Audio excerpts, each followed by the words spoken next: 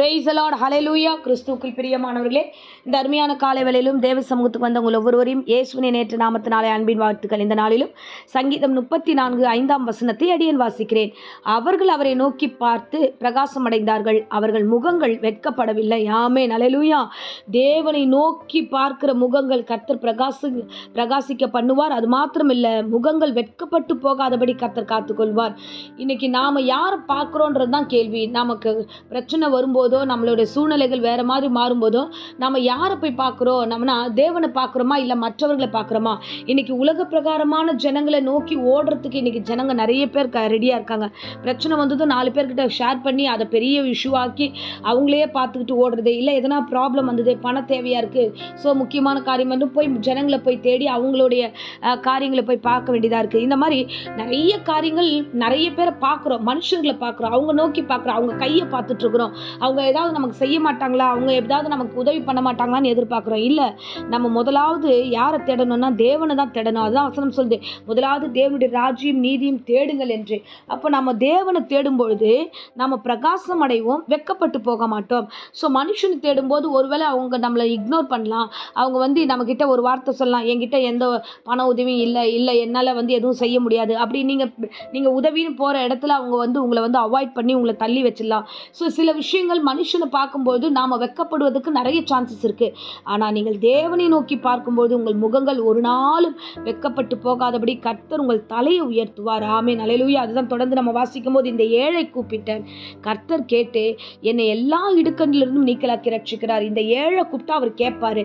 இந்த ஏழை கர்த்தரை தேடினா அவர் என்னை பார்ப்பாரு. ஏன்னா இன்னைக்கு நிறைய பேர் என்ன பண்ணுறோம் அப்படின்னா, தேவனை தேடுறது செகண்டரியாக வச்சுருக்கோம். முதல்ல மனுஷனை தேடுகிற பழக்கத்துக்கு வந்துட்டோம். காலையில் எழுந்ததும் டிவியை பார்க்குற பழக்கம் வந்துடுது, மொபைல் பார்க்குற பழக்கம் வருது. இல்லைனா மனுஷனை நோக்கி பார்க்குறோம், யாரையாவது நோக்கி பார்க்குறோமே தவிர தேவனை நோக்கி பார்க்கல. ஆனால் வசனம் சொல்கிறது, அதிகாலையில் என்னை தேடினால் என்னை கண்டடைவீர்கள். அப்போ கடவுளை தேடும்போது ஒரு பிரகாசம் நம்முடைய வாழ்க்கையில் நிச்சயமாய் உண்டாக்கும். ஆமென், ஹல்லேலூயா.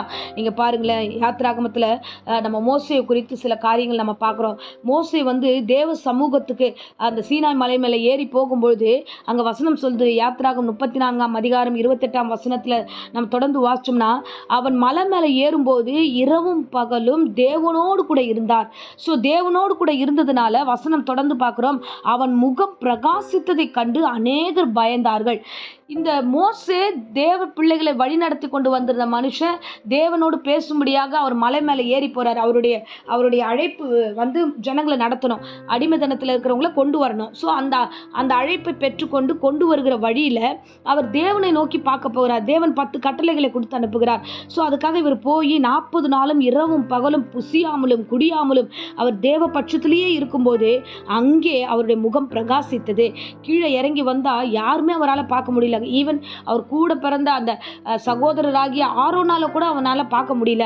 அப்போ அவன் முகம் வந்து அவ்வளோ பிரகாசமாக இருந்ததை கண்டு எல்லோரும் முக்காடிட்டு கொண்டார்கள் வசனம் சொல்கிறது. தேவனை நோக்கி காத்திருந்தீங்கன்னா, தேவனை நோக்கி அமர்ந்திருந்தீங்கன்னா, தேவனோடு கூட பேசிக்கிட்டு இருந்தீங்கன்னா உங்கள் முகங்களை கர்த்தர் பிரகாசிக்க பண்ணுவார்.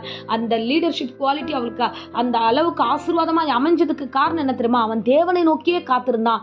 அதனால தான் இன்னைக்கு அவன் எல்லாரையும் பார்க்கும்போது யாருமே அவனை பார்க்க முடியல.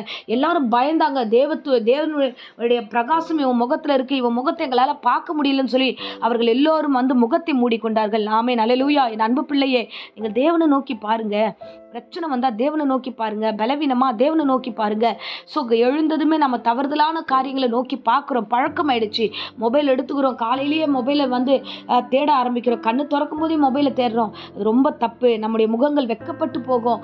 ஸோ நீங்கள் கர்த்தரை தேடுவீர்கள் என்றால் உங்கள் முகங்கள் வெட்கப்பட்டு போவதில்லை. அதுக்கு உதாரணம் மிகப்பெரிய லீடரான மோசேவை கர்த்தர் ஆசீர்வதித்து அவன் முகத்தை பிரகாசிக்க பண்ணி அவனை ஆசீர்வதித்தார். ஆமென், ஹல்லேலூயா. அவரை மாத்திரம் அல்ல, வசனம் சொல்லுகிறது, யோவான் 1:9 உலகத்தில் வந்த எந்த மனுஷனையும் பிரகாசிக்கிற ஒளியே அந்த மெய்யான ஒளி. நீங்கள் தேவனுடைய பிள்ளைகளாக இருந்தீங்கன்னா, நீங்கள் யாராக இருந்தாலும் சரி, தேவனை தேடும் பொழுதே உங்கள் முகங்களை அவர் பிரகாசிக்க பண்ணுவார். உங்கள் வாழ்க்கை பிரகாசமாய் மாறும். வாழ்க்கை பிரகாசமாய் மாறும்போது நீங்கள் எந்த புறஜாதி மக்களுக்கு முன்பதாக வெட்கப்பட்டு போக மாட்டீங்க. ஸோ தேவனை தினந்தோறும் பாருங்க, அவரை தேடுங்க, ஆண்டவர் உங்களை நிச்சயமாய் நடத்துவார். இன்றையிலேருந்து ஒரு 7 நாள் எடுத்துக்கோங்க, அவரை நோக்கி பாருங்க, பிரச்சனையை சொல்லுங்க, தேவ சமூகத்தில் ஒப்பு கொடுங்க. உங்கள் முகங்கள் வெட்கப்பட்டு போகாதபடிக்கு வழிகளை புதுசாய் திறந்தருளுவார். சூழ்நிலைகளை சாதகமாய் மாற்றுவார். வெட்கப்பட்ட இடத்துல ஆண்டவர் தலை தலைக்கெல்லாம் உங்களை மாற்றுவார். கர்த்தர் உங்களை ஆசீர்வதித்து நடத்துவார். ஆமென். ஸோ ஆகையால் அவரை நோக்கி பார்த்து நம் பிரகாசம் அடைவோம். வெட்கப்பட்டு போகாதபடிக்கு அவர் உள்ளங்கையில் அடங்கியிருப்போம். ஆமென். இப்பொழுதும் அடியேன் உங்களுக்காக ஜெபிக்கிறேன். அன்பு ரட்சகா, இந்த அருமையான உபவாச ஜெபத்திலையும் கர்த்தாவே, இந்த பிள்ளைகளுக்காக அடியேன் வருகிற ராஜா ஏசப்பா, உமக்கு ஸ்தோத்திரம். வருகிற காலங்களில் எந்த காரியமாக இருந்தாலும் உம்மை நோக்கி பார்க்க மட்டும் ஆண்டவரே ஒவ்வொருக்கும் கிருபை தருவீராக. மனுஷனை தேடாதபடிக்கு ஆண்டவரே அப்பா, தேவையற்ற மனிதர்களை தேடாதபடிக்கு ஆண்டவரே, உறவுகளை தேடாதபடிக்கு, மொபைலை தேடாதபடி, டிவியை தேடாதபடி கர்த்தாவே ஆண்டவரே உம்மை மாத்திரமே தேடுகிற உணர்வை நீர் கர்த்தரை ஏற்படுத்துவீராக. தேவையற்ற குழப்பங்களை கொடுக்கிற பிசாசை இயேசுவின் நாமத்தில் சபித்து பாதாளத்தில் கட்டுகிறேன். கர்த்தருடைய தெய்வீக கரமும் கிருபையும் கூடட்டும். உம்மை நோக்கி பார்த்து பிரகாசம் அடைந்து வெட்கப்பட்டு போகாதபடிக்கு சகல காரியத்திலும் சாட்சியா நிறுத்தும். இயேசுவின் நாமத்தில் ஆசீர்வதிக்கிறோம். இப்பொழுதும் வியாதியோடு பலவீனத்தோடு யாராகிலும் அந்த பிரசங்கத்தை கேட்டுக்கொண்டா வியாதி, பலவீனம், சோர்வு எல்லாவற்றையும் கர்த்தர் நீக்கி போடுவீராக. கர்த்தர் பூரண சுகத்தை கொடுத்து வழிநடத்தும். இந்த பிரசங்கத்தை கேட்கிற ஒவ்வொரு வீடுகளில் சமாதானம் நிலை வருவதாக, ஆசீர்வாதங்கள் பெருகுவதாக, ஒவ்வொரு குடும்பம் வெட்கப்பட்டு போகாதபடிக்கு தொடர்ந்து வழிநடத்துவீராக. இயேசுவின் நாமத்திலே ஜெபித்து ஒப்பு கொடுக்கிறேன் நல்ல பிதாவே. ஆமென். ஆமென். Praise the lord. God bless you.